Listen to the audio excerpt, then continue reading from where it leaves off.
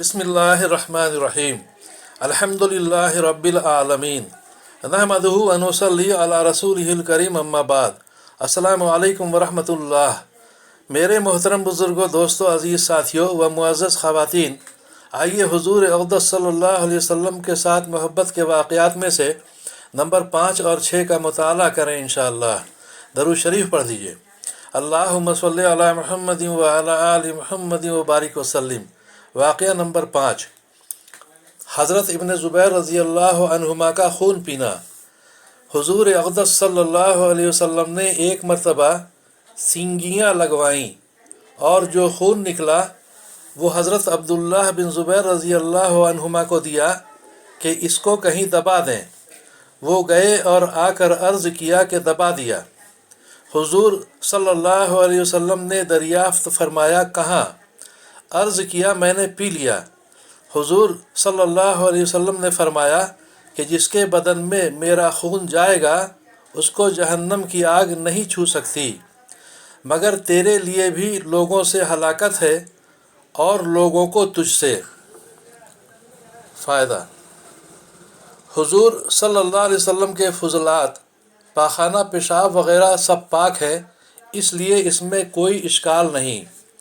حضور صلی اللہ علیہ وسلم کے اس ارشاد کا مطلب کہ ہلاکت ہے، علماء نے لکھا ہے کہ سلطنت اور امارت کی طرف اشارہ ہے کہ امارت ہوگی اور لوگ اس میں مزاحم ہوں گے۔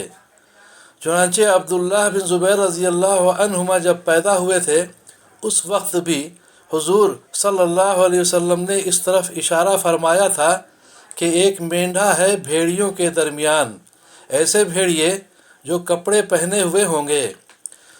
چنانچہ یزید اور عبد الملک دونوں کے ساتھ حضرت ابن زبیر رضی اللہ عنہما کی مشہور لڑائی ہوئی اور آخر شہید ہوئے۔ واقعہ نمبر 6، حضرت مالک بن سنان رضی اللہ عنہ کا خون پینا۔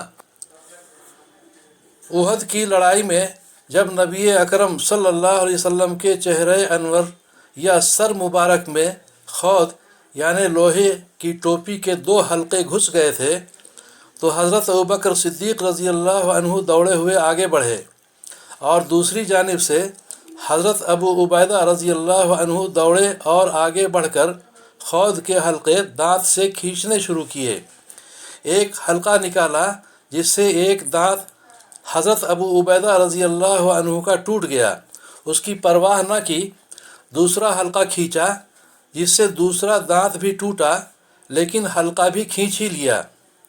ان حلقوں کے نکلنے سے حضور صلی اللہ علیہ وسلم کے پاک جسم سے خون نکلنے لگا تو حضرت ابو سعید خدری رضی اللہ عنہ کے والد ماجد مالک بن سنان رضی اللہ عنہ نے اپنے لبوں سے اس خون کو چوس لیا اور نگل لیا۔ حضور صلی اللہ علیہ وسلم نے ارشاد فرمایا کہ جس کے خون میں میرا خون ملا ہے اس کو جہنم کی آگ نہیں چھو سکتی۔ وآخر دعوانا والحمد للہ رب العالمین۔ اللہ تعالی ہم سبھی کے دلوں میں اپنی اور اپنے محبوب صلی اللہ علیہ وسلم کی سچی محبت عطا فرمائے اور دین کی صحیح سمجھ بوجھ عطا فرمائے اور صحیح دین پر چلنے اور عمل کرنے کی توفیق عطا فرمائے۔ ہم سبھی کی پریشانیوں کو دور فرمائے، اپنی مدد شامل حال فرمائے اور دونوں جہاں کی عافیت ہم سبھی کو مقدر فرمائے۔ آمین یا رب العالمین۔